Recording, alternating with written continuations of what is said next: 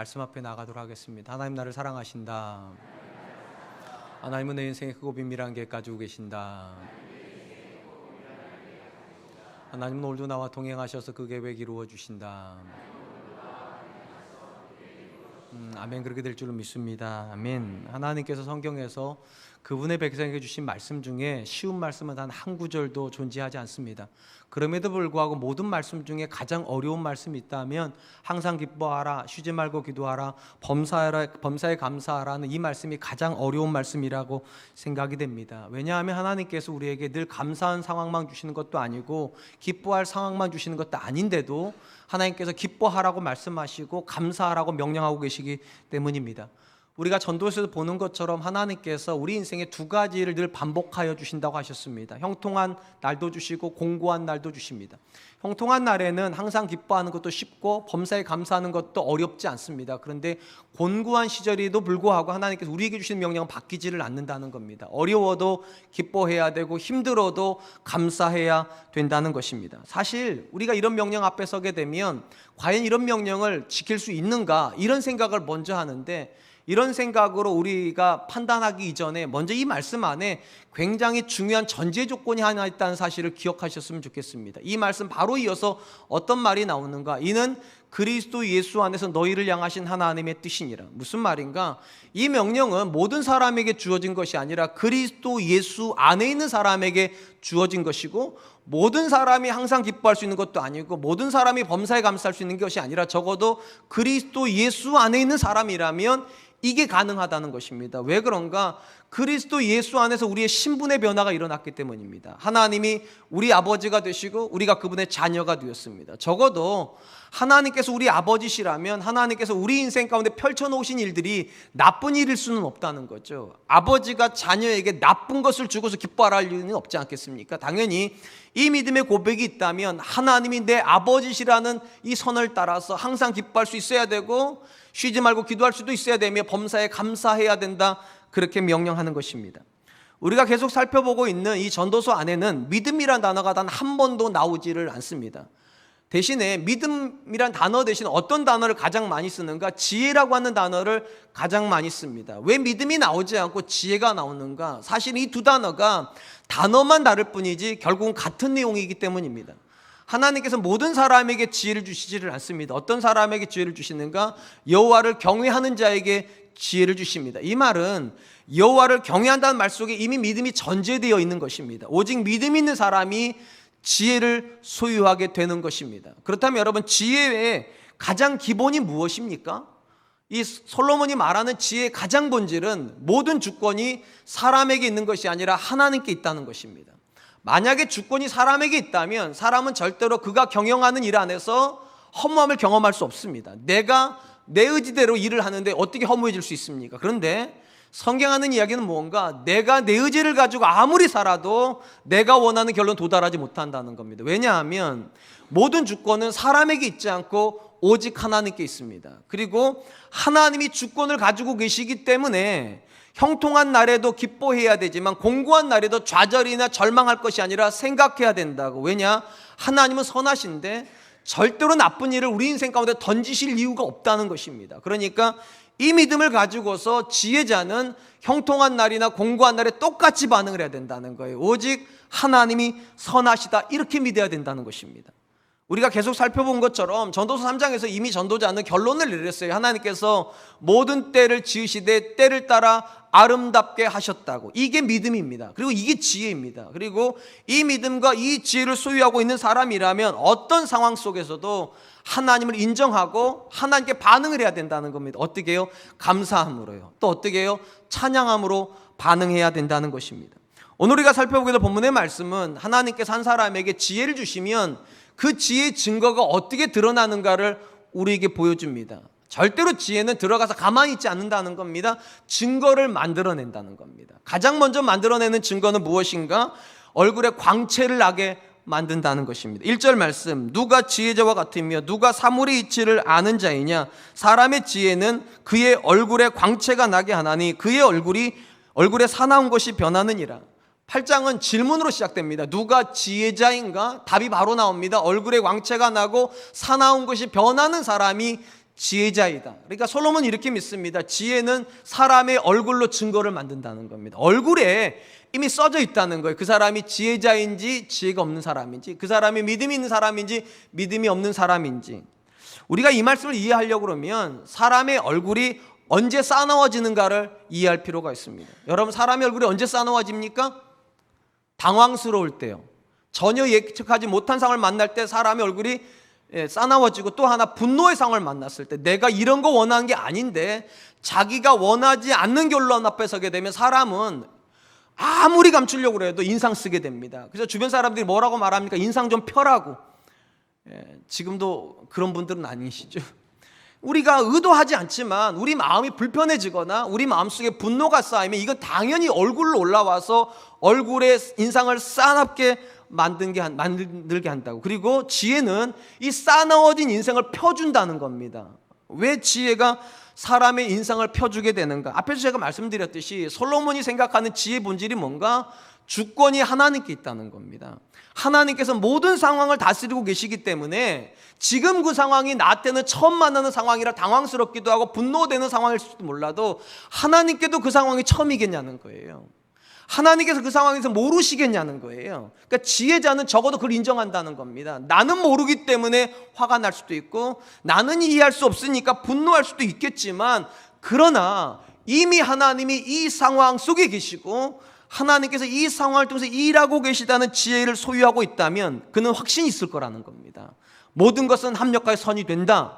그러면 이게 얼굴로 올라온다는 거예요. 똑같은 상황에서 남편은 분노하는데 아내는 얼굴에 평안이 있어요. 그리고 이렇게 선언하죠. 하나님이 하실 거라고. 아멘.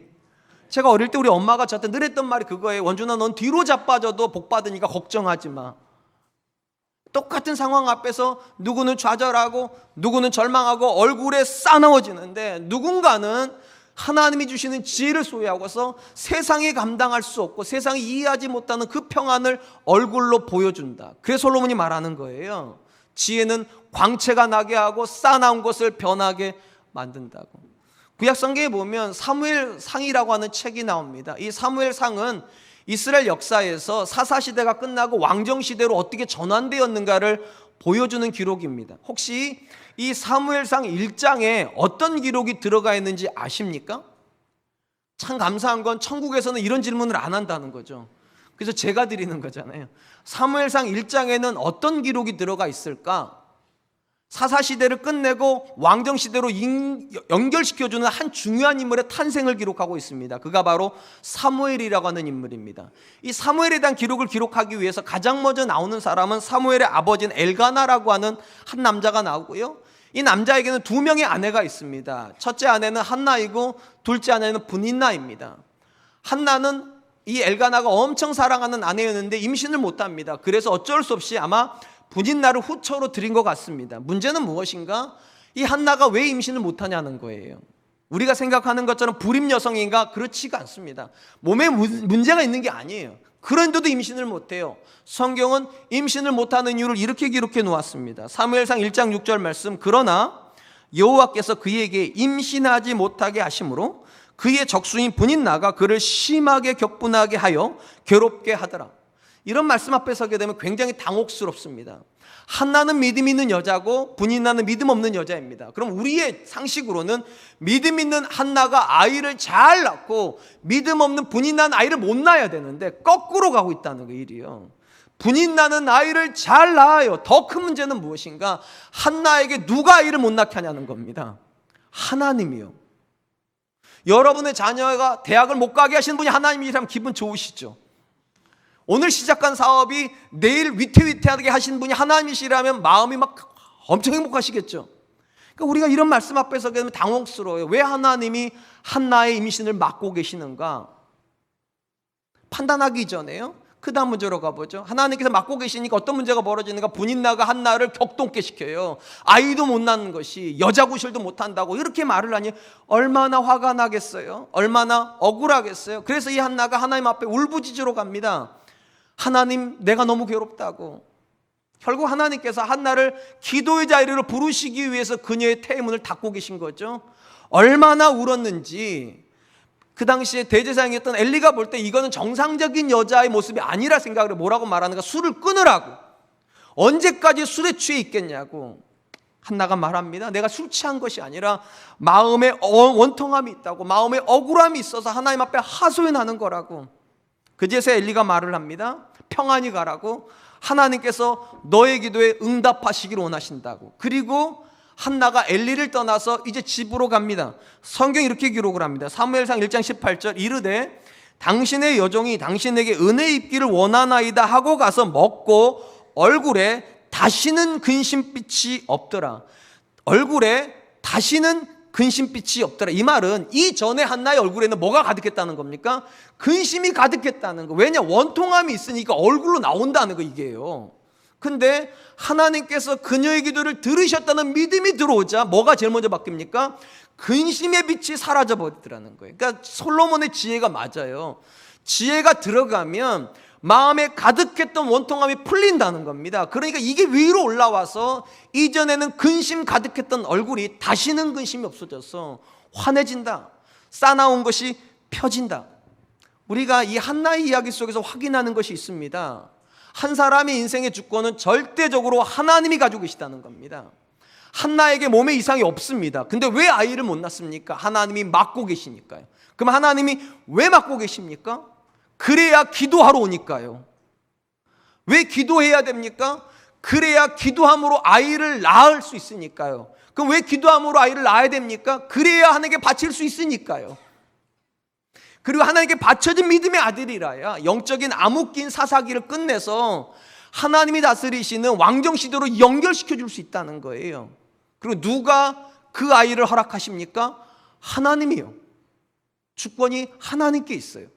그리고 이 사실이 믿어지면 어떤 일이 벌어집니까? 근심이 사라진다는 거예요. 얼굴에서 더 이상 근심의 빛이 없더라. 사랑하는 성도 여러분, 우리가 신앙 안에서 믿음을 고백하는 내용과 솔로몬이 지혜라고 부르는 내용은 똑같습니다. 뭐를 고백하는 것인가? 하나님의 주권을 고백하는 것입니다. 하나님 살아계시고 하나님 지금도 우리 인생 가운데 선한 일을 행하고 계신다. 이게 지혜의 본질이고 이게 똑같은 믿음의 내용입니다. 이 자리에 계신 분들도 이 사실을 다 아셔서 이 자리에 오신 거죠. 그죠? 근데 문제는 이것입니다. 아시는데 얼굴 한번 거울 보고 오신 거죠? 여러분은 얼굴에 근심의 빛이 사라진 거 확인하고 오신 거죠? 아닐걸요? 머리로는 다 알죠. 하나님이 나 사랑하시고 지금도 내 인생의 주권을 가지고 계시고 하나님이 우리 가정 가운데 우리 자녀 가운데 일하신다고 머리로는 다 아는데 이 심장이 그걸 허용을 안 하는 거죠. 알기는 아는데 근심이 마음을 콱 누르고 있고 걱정이 콱 누르고 있으니까 이게 바로 위로 올라와가지고 예배 드리는데도 인상을 안 펴시고 찬양하는데도 얼굴에 싸나움을 그대로 가지고, 여러분 한 얘기가 아니 제가 그렇다는 거예요. 제가 아침마다 일어나면 이거 한다니까 이렇게요. 그래도 제가 명색이 목사인데 얼굴에서 광채까지는 몰라도 근심의 빛은 없어야 되지 않을까요? 근데 그게 쉽게 되지를 않아요. 분명히 머리로는 다 이해하는데 하나님이 내 자녀 인생의 길을 가지고 계시고 우리 교회를 향한 하나님 선한 뜻이 있다고 다 믿기는 하는데 이게 마음으로 내려와지지를 않아요. 이 마음이 움직여줘야 얼굴이 반응을 할 텐데 마음이 움직여지지를 않아요. 솔로몬이 답을 주는 겁니다. 마음은 뭐가 움직이는 건가? 지혜가 움직인다는 거예요. 지혜가 안 들어오면, 믿음이 안 들어오면 어떤 사람도 절대로 얼굴에서 광채날 수 없다. 쌓아나온 것을 그 누구도 펴주지 못한다. 한나의 이야기도 우리에게 준 도전이 무엇입니까? 믿음이 들어오면 누가 시키지 않아도 근심의 빛이 사라진다. 우리가 종종 쓰는 표현이 이런 겁니다. 성도의 얼굴은 전도지라고. 성도의 얼굴은 전도지라고. 그리고 전도지는 구겨지면 안 된다고. 그러니까 여러분, 여러분의 얼굴에 책임이 있어요. 왜냐하면 여러분들의 얼굴이 뭐를 보여줄 수 있는가? 하나님의 살아계심도 보여줄 수 있고 정반대로 하나님이 계시지 않는 것도 보여줄 수 있습니다. 교회 다니는데 얼굴에 인생이 확 쓰고 있습니까? 하나님 안 계신 거예요. 여러분 명심하세요. 오늘 예배를 마치고 1층에 올라가면 버거킹에서 나오는 버거킹 성도들을 만나실 겁니다. 그분들은 다른 버거 안 먹어. 버거킹만 먹어서 버거킹 성도들이에요. 자, 버거킹을 먹는 성도님들과 하나님의 말씀을 먹는 성도 중에 누구 얼굴이 더 좋아야 됩니까? 여러분의 얼굴이 훨씬 좋아야 돼요. 저 지하에서 나오는 사람은 도대체 무슨 사람들이 다 얼굴이 저렇게 환할까? 도대체 근심은 없어 보이고 뭐가 저렇게 좋다고 저렇게 환한 얼굴로 웃으면서 나올까? 솔로몬이 하는 얘기는 그거예요. 그런 이유가 있어야 된다는 거예요. 지혜는 그런 증거를 만든다고. 절대로 성형수술로 되는 게 아닙니다. 좋은 환경에 살고 있으니까 얼굴에 광채가 나는 게 아니라 믿어지니까. 하나님께서 지금도 내 인생의 주권을 가지고 계시고 하나님이 일하고 계신다는 게 믿어지니까 이 심장이 내 얼굴을 펴주는 거죠. 하나님 일하시겠구나. 아멘.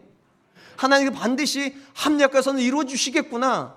저는 그것이 우리의 믿음의 고백이 되었으면 좋겠고 그것이 우리 얼굴로 증거되어지기를 기도할 수 있기를 주님의 이름으로 축원드리겠습니다. 두 번째로 솔로몬이 지혜의 증거라고 생각하는 것은 분별력입니다. 한 사람의 인생에 지혜가 들어가면 그는 다른 사람과 다른 선택을 하면서 살게 된다는 겁니다. 오늘 본문에서 솔로몬은 지혜로운 신하를 가지고 이것을 설명을 합니다. 2절 말씀, 내가 권하노라 왕의 명령을 지키라 이미 하나님을 가리켜 맹세하였음이라.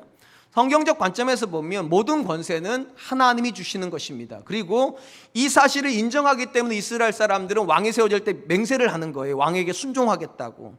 물론 모든 왕들이 다 선한 왕은 아닙니다. 그럼에도 불구하고 하나님이 세우셨다는 믿음에 의해서 신하들에게 요청되는 건 무엇인가? 왕에게 복종하는 것입니다. 물론 앞에서 말씀드린 것처럼 선한 왕이 있어요. 선한 왕이 있으면 순종하는 게 굉장히 쉬워지죠. 근데 만약에 악한 왕으로 사람이 세워졌다, 왕이 세워졌다면 어떻게 해야 됩니까? 지혜 없는 사람에게는 문제가 되지를 않아요. 어쨌든 자기만 편하면 되니까 왕이 악하든 뭐하든 왕의 비만 잘 맞춰가지고 자기가 입신양면하면 되는 겁니다. 근데 지혜자에게는 이게 굉장히 고통스럽습니다. 왜 그런가? 그 왕 때문에 내 신앙이 흔들리기 때문입니다. 왕이 자기에게 시키는 명령이 하나님이 기뻐하신 명령이 아닐 때가 태반일 거예요. 악한 왕이니까. 그 앞에 서가지고 믿음 있는 사람, 지혜 있는 사람은 어떻게 해야 되냐는 거예요. 솔로몬의 대답은 이것입니다. 하나님께서 세우셨다는 게 기본 전제라는 거예요. 그러니까 하나님이 세우셨다는 기본 전제를 가지고 하나님 앞에서 이 상황에 대해서 어떻게 반응할지를 고민해야 된다는 거예요. 그리고 그들을 향하여서 바로 이어서 이렇게 고민합니다. 3절 말씀, 왕 앞에서 물러가기를 급하게 하지 말며 악한 것을 일삼지 말라. 왕은 자기가 하고자 하는 것을 다 행함이니라. 솔로몬이 하는 말이 이거예요. 비록 왕이 악하다 할지라도 그 앞에서 급하게 물러나지 말라고. 무슨 말인가? 두 가지로 해석이 됩니다. 왕에 대해서 급하게 분노하지 말라는 거예요. 또 하나는 때려치지 말라는 거예요. 내가 이딴 왕을 섬기려고 왕이 신하가 됐는가? 그렇게 하지 말라는 거예요. 왜냐? 그런 왕이니까 너 같은 지혜로운 자를 거기 두셨을 거거든요. 그리고 또 뭐라고 말하는가? 악한 것을 일삼지 말라. 뒤에 서가지고 왕에다 험담하지 말라는 것이기도 하고요. 또한 엉뚱한 세력을 동원해서 그 왕을 끄집어내리려고 하지 말으라고.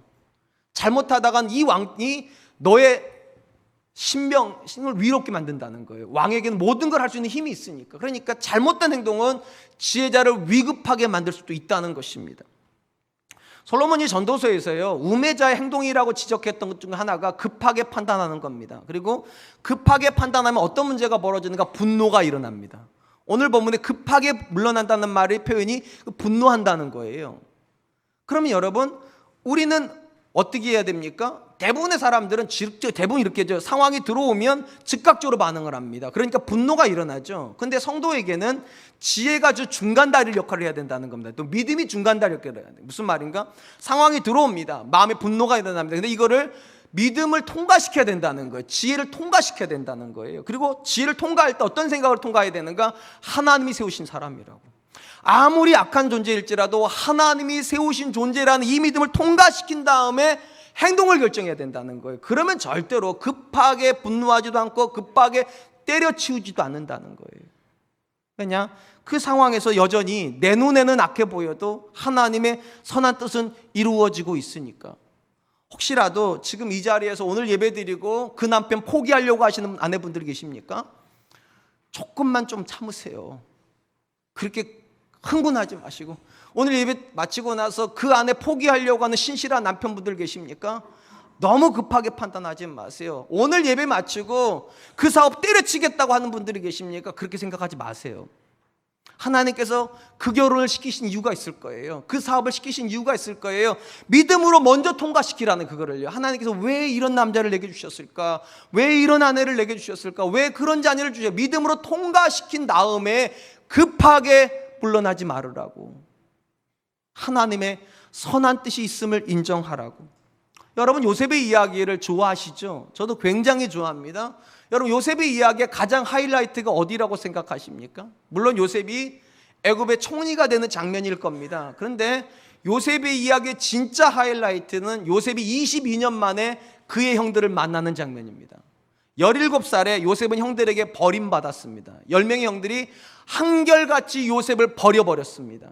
13년 동안 애굽에서 노예 생활을 하면서 요셉에게 형들은 분노의 대상이었을 겁니다. 이를 부득부득 갈게 만들었을 거예요. 그러다가 13년 끝에 그는 총리가 되었고 9년 동안 총리 일을 했는데 그 지점, 9년이 지난 지점에 형들이 요셉에게 옵니다. 그게 22년이에요.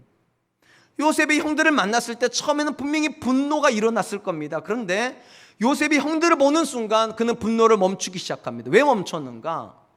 그 형들 모습 속에서 하나님의 일하심을 발견했기 때문입니다. 창세기 37장에 보면 하나님께서 요셉에게 꿈을 꾸게 하세요. 두 가지 꿈을 꾸는데 핵심은 하나예요.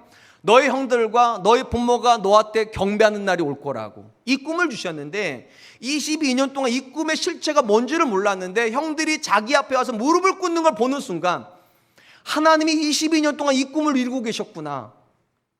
그리고 그는 분노하지 않습니다. 그리고 형들을 향해서 뭐라고 말하는가? 창세기 45장 5절 말씀. 당신들이 나를 이곳에 팔았다고 해서 근심하지 마소서, 한탄하지 마소서. 하나님이 생명을 구원하시려고 나를 당신들보다 먼저 보내셨나이다. 객관적인 사실은 사악한 형들이 선한 요셉을 팔아버린 겁니다. 객관적인 사실은. 근데 요셉이 믿음 안에서 재해석한 내용은 뭐냐? 형들이 나를 판 게 아니라 하나님이 나를 보내신 거라고. 누구의 손을 통해서? 악한 형들의 손을 통해서. 뭐 하려고? 저들의 생명을 구원하려고. 그러니까 요셉이 깨달은 것은 무엇인가? 심지어 하나님은 그 악한 형들도 사용하셨다는 거예요. 13년 동안 일을 부득부득 갈았을 거라니까요. 아니 22년 동안 형들만 생각하면 잠을 뒤척였을 거예요. 그런데 하나님께서 22년 동안 일하셨구나 하는 게 믿어지는 순간, 심지어 그 악한 형들 속에서도 하나님은 살아계셨구나 이게 믿어지는 순간 그는 더 이상 분노하지 않아요. 더 이상 형들에게 복수할 생각을 하지 않아요. 왜 우리가 급한 마음으로 판단하면 안 됩니까? 우리가 하나님을 다 이해하지 못하기 때문입니다. 우리는 이분법이 너무 강해요. 하나님은 선한 사람으로 일하신다고. 맞아요. 그런데 선한 사람만 가지고 일하진 않아요. 여러분을 괴롭게 만드는 그 시어머니 또 하나님의 영역이에요. 여러분에게 늘 근심거리만 주는 그 남편, 그 자녀들 하나님의 영역이에요. 하나님께서 그들을 통하여서도 얼마든지 일할 수 있다면 비록 우리 눈에 선해 보이지 못해도 급한 마음으로 뒤돌아서지 말아야 된다고. 급한 마음으로 분노하지 말아야 된다고. 급한 마음으로 악한 생각하지 말아야 된다고. 요즘은 제가 아내가 무서워요. 요즘 여러분 아시잖아요. 그 선해 보이는 얼굴을 가지고 남편을 토막살이 나는 아내 모르세요? 저희 집에 있는 여자도 굉장히 선해 보여요. 웃자고 한 얘기인데 목숨 걸지는 마시고. 여러분, 하나님께서 우리에게 주신 모든 상황이 좋지는 않습니다. 때로는 근심이고 때로는 불만이고 때로는 포기하고 싶은 굉장히 많은 생각이 돌 겁니다. 그런데 믿음의 사람 뭐 하는 사람인가? 그 생각을 바로 표출하는 사람이 아니라 그 생각을 믿음으로 통과시켜야 된다는 거예요. 통과시켜야 된다고. 그러면서 깨닫는 것이 있어요. 하나님께서 그 아내를 통해서 나를 연단하고 계시는구나. 그 자녀를 통해서 내 믿음을 세워주고 계시는구나. 이 통제할 수 없는 상황 속에서 나로 하나님을 바라보게 하시는구나. 여기까지 도달하게 되면 절대로 못 때려치웁니다. 절대로 포기 못합니다. 절대로 분노를 표출할 수 없다는 거예요. 그리고 이 믿음을 가지고 있는 자들에게 솔로몬이 다시 권면을 합니다. 5절 말씀. 명령을 지키는 자는 불행을 알지 못하리라. 지혜자의 마음은 때와 판단을 분별하나니. 솔로몬이 이렇게 말합니다. 그 악한 왕을 통하여서도 하나님이 일하신다는 이 사실이 있다. 안다면 순종하라는 거예요. 순종하라고. 근데 여기서 중요한 건 이겁니다. 불의한 명령에 무조건 순종하라는 뜻이 아니에요. 적어도 그 왕을 세우신 이가 하나님이라는 마음을 인정을 하고 최소한의 예의는 지키라는 겁니다. 그리고 왕의 명령이 주어지면 때와 판단을 분별해야 된다고. 무슨 말인가? 악한 왕이 악한 명령을 주면 그걸 그대로 전달하지 말고 중간에서 그걸 분별해가지고 전달시키라는 겁니다. 우리가 잘 아는 것처럼 다니엘의 이야기를 생각해 보세요. 느부갓네살이 다니엘에게 고기를 먹으라고 그럽니다. 포도주를 먹으라고 그럽니다. 왕의 명령인데 순종합니까? 순종하지 않습니까? 순종하길 거부를 합니다. 그렇다고 해서 명령을 포기했냐? 아닙니다. 대신에 다른 걸 먹겠다고 합니다. 다른 거를. 이게 분별하는 거예요. 왕의 명령이 아무리 나쁜 명령이 왔더라도 얼마든지 내가 그 안에서 하나님 뜻을 이룰 수 있는 여지가 있다는 거예요. 그러니까 쉽게 판단하지 말고 쉽게 포기하지 말고 그 상황 속에서 어떻게 하는 것이 하나님을 기쁘시게 하는 것일까 분별하라고. 그게 지혜예요. 상황을 상황대로 받아들이는 것이 아니라 그 상황 속에서 내가 해야 될 선택이 있다라고 판단하는 것이 지혜입니다. 사랑하는 성도 여러분, 신앙생활이 왜 어렵습니까?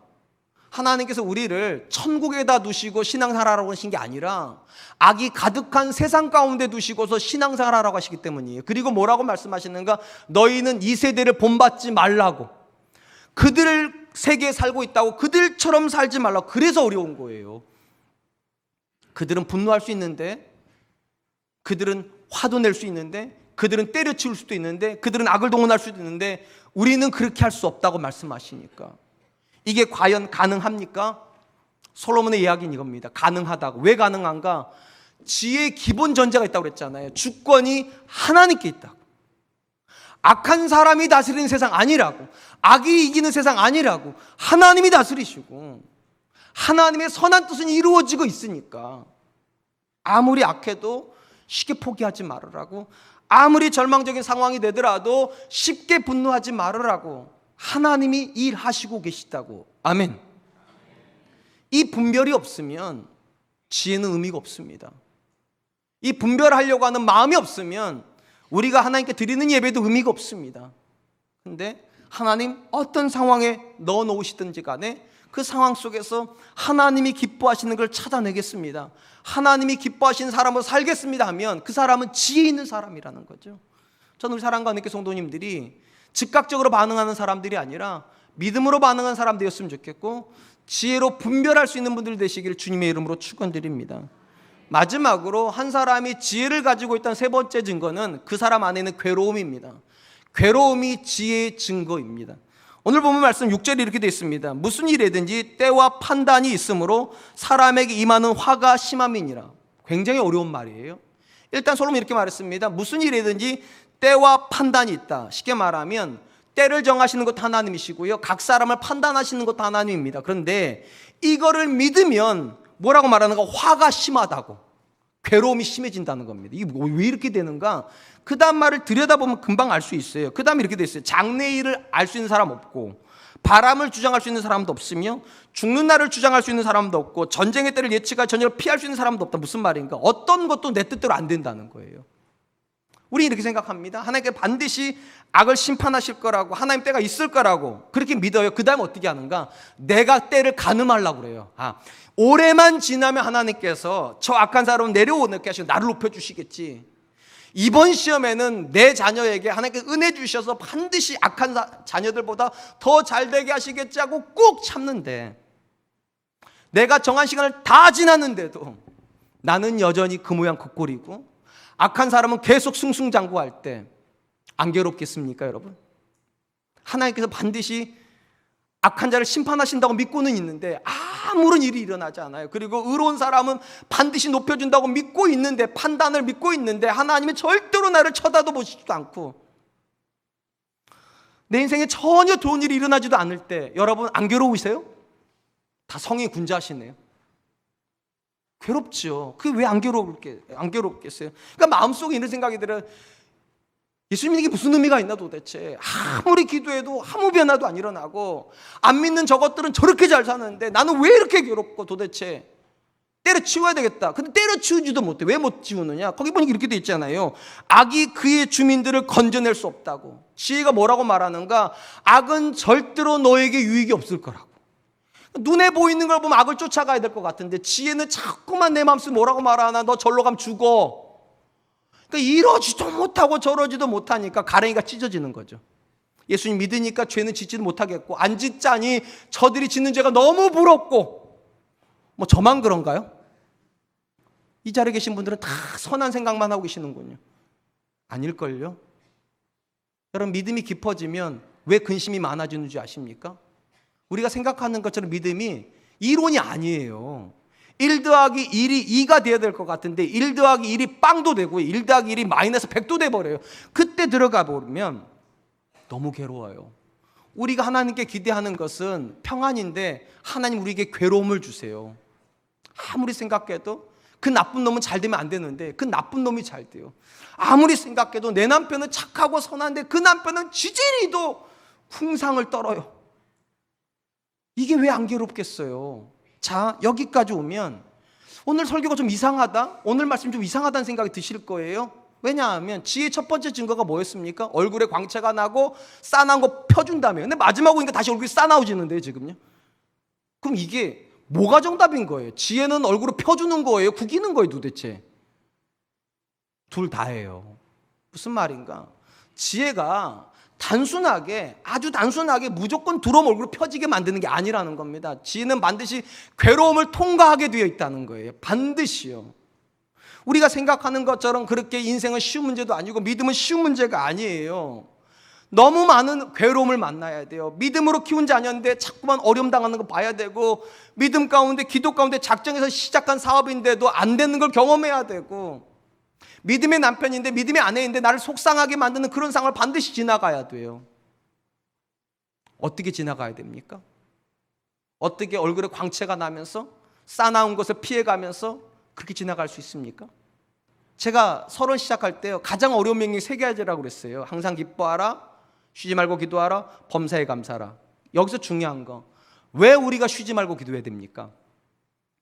이건 딱 하나예요. 우리가 가지고 있는 믿음대로 되지 않기 때문입니다. 우리가 가지고 있는 지혜대로 우리의 인생이 펼쳐지지 않기 때문이에요. 그러니까 한 사람이 자기 믿음만 가지고, 자기 지혜만 가지고 얼굴 안 구기면서 싸난 거 펴가면서는 절대로 못 살아요. 절대적인 하나님의 은혜가 있어야 돼요. 여러분 대단한 사람들 아니에요. 절대로 대단한 사람들 아니에요. 잠시 지금은 그거 감당하는 것 같죠. 지금은 여러분의 자녀가 여러분이 생각한 대로 잘 자라시는 것 같죠. 내일도 그러리란 보장 있습니까? 그러니까 하나님 말씀하시는 거예요. 네 힘으로는 지혜를 지키면서 못 산다고. 네 힘만으로는 이 얼굴에 광채가 나면서 싸나운 거 펴면서 못 산다고. 그러니까 은혜의 보좌 앞으로 나아라고. 때를 따라 돕는 은혜의 보좌 앞으로 나아갈지니라. 이 성경 번역에 때를 따라 돕는 은혜라는 말은 그때에 합당한 은혜라는 겁니다. 그 상황에서 내가 얼굴 구기지 않을 수 있는 은혜는 하나님께 있는 거지 내게 있지 않아요. 아무리 여러분들이 마음으로 좋은 생각해야지, 긍정적으로 생각을 해야지, I can do it, I can do it, 아무리 말해보세요. 그건 자기 체면 그 이상 그 이하도 아니에요. 믿음은 절대로 자기 체면 아니에요. 진짜로 능력이 공급되는 게 믿음이에요. 내 힘으로는 기뻐할 수 없는데 이상하게 기쁨이 나오고, 이 상황은 절대로 감사할 상황이 아닌데 이상하게 내 입술 속에서 감사의 고백이 나올 때 아는 게 있어요. 믿음이 진짜 능력이구나. 내게 능력 주시는 분이 계시는구나. 사랑하는 성도 여러분, 성경에서 가장 기도를 간절하게 그리고 가장 열심히 하셨던 분이 누군 줄 아세요? 예수님이세요. 여러분 상식적으로 생각해 보세요. 예수님은 지혜 충만한 분 아니십니까? 하나님이 하시는 모든 일을 다 분별하실 수 있는 분 아닙니까? 그러면 그런 분이면 기도 안 해도 되는 거 아니에요? 근데 왜 예수님께서 그렇게 가장 열심히 기도하셨을까? 40일간 금식하신 분도 예수님이세요. 금식 기도하신 분. 그리고 땀방울이 핏방울이 흘릴 때까지 기도하신 분도 예수님이세요. 베드로가 아니에요. 예수님이에요. 왜 그렇습니까? 예수님 주시고 싶은 교훈이 그거잖아요. 육신을 입고 있는 사람 중에 기도하지 않고 기뻐할 수 있는 사람 아무도 없다고. 기도하지 않고 감사할 사람은 아무도 없고, 기도하지 않고 하나님 뜻을 이룰 수 있는 사람은 아무도 없다. 왜냐? 인생은 그렇게 만만하지 않아요. 하나님 뜻도 그렇게 만만하지 않아요. 이론적이지 않아요. 괴로움을 반드시 수반해요. 그 괴로움을 이길 힘은 우리에게 안 나와요. 오직 은혜로 오는 거예요. 그리고 그 은혜의 통로로 삼은 것이 기도예요.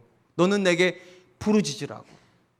여러분, 이 명령이 참 멋있어요. 항상 기뻐하라, 범사에 감사하라. 중간에 딱 브릿지가 뭡니까? 다리가 쉬지 말고 기도하라. 쉬지 말고 기도하는 사람이 왼쪽으로 가면 기뻐할 수 있고 오른쪽으로 가면 감사할 수 있는 거예요. 이 중간에 이게 빠져버리면 이거 절대 기능 안 합니다. 기뻐할 수 없어요. 이거 절대 기능 안 합니다. 감사 못 해요. 그런데 중간에 기도가 들어가서, 맞아, 지금 이 순간에도 하나님이 주신 은혜가 있어, 지금 이 순간을 견뎌낼 수 있는 능력이 하나님께 있어하고 은혜 보좌 앞으로 나가면 움직여져요. 한나가 어떻게 얼굴에서 금신빛이 사라졌습니까? 미친 듯이 기도했잖아요. 미친 듯이요. 한 번만 물어볼게요. 여러분들의 인생에 미친 듯이 언제쯤 기도해 보셨습니까? 혹시 지금 하고 계십니까? 그게 정답이에요. 왜냐? 성이 말하잖아요. 쉬지 말고, 때때로가 아니라, 한때가 아니라, 미래가 아니라 쉬지 말고 지금 기도하고 있으라고. 그래야 괴로움이 여러분의 얼굴로 안 올라옵니다. 기도가 그걸 차단시켜 주니까요. 괴로워서 하나님 앞에 왔는데 하나님께서 말씀으로 만져주시죠. 그런 경험이 없다면 말을 마세요. 그런 경험을 지금 안 하고 있다면 여러분 신앙 안에서 하나의 은혜 받았다고 말을 하지 마세요. 신앙은 언제나 지금이어야 돼요. 지금 하나님께서 내 마음을 만지고 계시고, 지금 하나님께서 내 상황에서 내게 확신을 주신다고, 이게 안 되면 얼굴은 굳어지는 거예요. 얼굴은 싸나워지는 거예요. 근데 이 기도가 드려지고 하나님께서 내 기도를 들으신다는 게 믿어지는 순간부터 모든 것은 돌아가기 시작합니다. 감사할 수 없을 것 같은데 감사가 나오고요. 기뻐할 수 없을 것 같은데 기뻐하고요. 도무지 이 상황 속에서 절망해야 될 것 같은데 소망을 이야기하는 사람이 나와요. 궁극적으로 그러면 누가 지혜자입니까? 괴로워서 기도하고 있는 사람이에요. 마음이 평안해가지고 아무 기도도 안 하는 사람이 지혜자가 아니라, 너무 괴로워서 하나님의 말씀대로 사는 게 너무 괴로워서, 하나님, 나는 내 힘으로는 못 살 것 같아요. 내 힘으로는 못할 것 같아요. 하나님 도와주세요. 이렇게 말하고 있는 사람이에요. 참, 우리 사랑과 함께 성도님들이 배부른 돼지처럼 살지 않으셨으면 좋겠어요. 죄송해요, 이렇게 표현해가지고요. 돼지는 근심이 없습니다. 성도는 근심이 있습니다. 왜 근심이 있는가? 하나님 말씀대로 살아야 되겠는데 삶이 너무 퍽퍽하거든요. 내 뜻대로 안 되거든요. 그래서 하나님 앞에 나와야 돼요. 그리고 이렇게 구하는 거예요. 하나님이 은혜 주시기를, 하나님이 능력 주시기를. 그리고 나서 마지막 지점에서 이렇게 고백하는 거예요. 나의 나 된 것은 하나님의 은혜로 된 것이라고. 이제 말씀을 맺으려고 합니다. 한 사람 인생에 하나님이 지혜를 부어주셨던 증거가 뭘까요? 누가 지혜자일까요? 솔로몬이 세 가지로 이야기를 했습니다. 얼굴에 광채가 나고 싸나운 것이 펴지고 있는 사람이라고. 왜냐하면 이 지혜는 주권을 인정하게 만드니까요. 맞아, 하나님이 일하고 계시지, 이 상황 속에 남아있는 게 아니라 하나님 계시지, 이게 믿어지면 얼굴이 펴진다는 겁니다. 두 번째, 지혜가 들어가면 그들처럼 선택 못합니다. 무엇을 하여야 주를 기쁘시게 할까를 분별하기 시작합니다. 그게 지혜 증거예요. 마지막 세 번째, 분별하다 보면 반드시 좌절하게 됩니다. 왜냐? 괴로우니까요. 이 말씀대로 살면 못 살 것 같아요. 그래서 결국 기도하러 나오게 돼요. 결국은 그래서 성도가 누구인가? 괴로워서 기도하는 사람이요. 저 우리 사랑과 은혜 성도님들이 하나님 앞에서 좋은 남편 못 되는 이 상황이 괴로웠으면 좋겠고요. 좋은 아내 못 되는 상황이 괴로웠으면 좋겠고, 믿음을 전수하는 부모가 못 되는 게 괴로웠으면 좋겠고, 하나님이 기뻐하시는 직장인이 못 되는 게 괴로웠으면 좋겠습니다. 그래서 하나님 앞에 나와서 하나님, 구할 거는 하나님의 은혜밖에 없습니다 말하는 분들, 저는 그분들이 믿음의 사람들이고 그분들이 지혜자인 줄로 믿습니다. 그 은혜가 있기를 주님의 이름으로 축원드리겠습니다. 이 시간 우리 앞에 찬양할 텐데요, 내 삶은 주의 것 찬양하려고 합니다. 제가 이 찬양하는 이유가 있습니다. 제가 지혜의 본질이 뭐라고 그랬습니까? 주권을 인정하는 거라고요. 지금 내 삶에서 내가 일하는 게 아니라 하나님이 일하시고, 내 뜻이 무너져도 아무 상관없는 것은 하나님의 뜻이 이루어지고 있으니까, 이게 믿어지면 괴로워도 하나님 봅니다.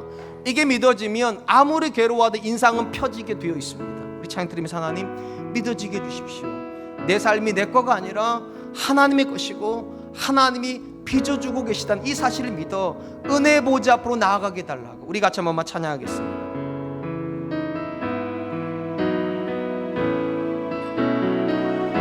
주님 내 길을 잘 아시고, 주님 내 길을 잘 아시고 내 걸음 아시네. 어둠에서 빛을 내시는 그분을 믿네. 무엇으로 주를 섬길지 어디로 가야 할지 헤매이는 나를 아시고 길을 여시네. 내 삶은 주의 것, 내 삶은 주의 것, 내 삶은 주의 것. 온전한 신뢰를 주께 드리네.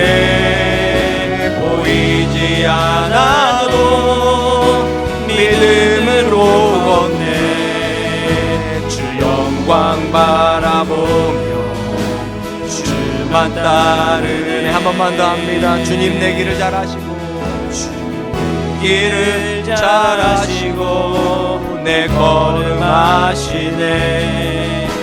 어둠에서 빛을 내시는 그분을 믿네.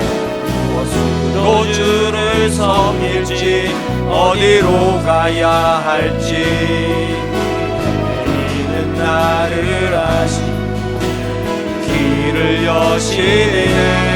내 삶은 주의 것, 내 삶은 주의 것, 내 삶은 주의 것. 온전한 신뢰 주께 드리네. 보이지 않아도 믿음으로 걷네. 주 영광 바라보네. 주만 따르네. 내 삶은 주의 것, 내 삶은 주의 것, 내 삶은 주의 것. 온전한 신뢰 주께 드리네. 보이지 않아도 믿음으로 걷네. 주 영광 바라보네. 주만 따르네.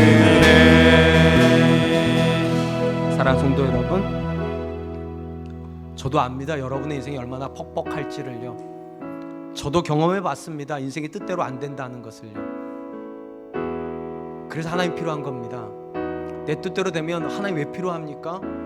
내 생각대로 되면 지혜가 왜 필요합니까? 안 되니까 지혜가 필요한 거고, 안 되니까 믿음이 필요한 것이죠. 그리고 그 모든 지혜와 믿음의 본질은 같습니다. 하나님이 여러분의 주인이십니다. 이게 믿어져야지만 여러분의 쌓아나온 얼굴들이 펴지게 됩니다. 하나님 인정하게 해주십시오. 내 거 아닙니다. 하나님의 것입니다.